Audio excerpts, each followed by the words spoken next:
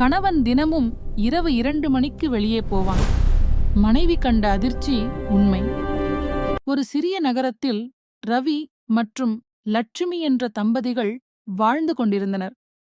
சில நாட்களாக லட்சுமி ஒரு விசித்திரமான விஷயத்தை கவனித்தாள். அவளுடைய கணவன் ரவி தினமும் சரியாக இரவு 2 மணிக்கு வீட்டிலிருந்து வெளியே போவான். முதலில் அவள் அதை பெரிதாக நினைக்கவில்லை. ஆனால் அது ஒவ்வொரு நாளும் நடக்க ஆரம்பித்தது. ஒரு நாள் லட்சுமி உண்மையை தெரிந்து கொள்ள முடிவு செய்தாள். அந்த இரவு ரவி வெளியே போனதும் அவள் அமைதியாக அவனை பின்தொடர்ந்தாள். ரவி நகரத்தின் வெளியே இருக்கும் பழைய கல்லறை அருகே சென்றான். அதை பார்த்த லட்சுமியின் இதயம் வேகமாக துடித்தது. அவன் மெதுவாக ஒரு கல்லறை முன் நின்றான். அங்கே ஒரு பெண்ணின் புகைப்படம் இருந்தது.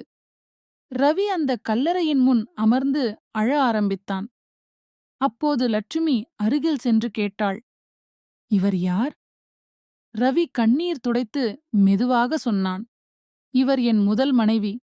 ஒரு விபத்தில் இறந்துவிட்டாள். அவளுக்கு நான் தினமும் இரவு 2 மணிக்கு வருவேன் என்று வாக்குறுதி கொடுத்தேன்." அதைக் கேட்ட லட்சுமி அமைதியாக நின்றாள். அந்த இரவு அவள் புரிந்து கொண்டாள். அவன் வெளியே போனது ஒரு ரகசியத்துக்காக அல்ல, ஒரு வாக்குறுதியை காப்பாற்றத்தான்.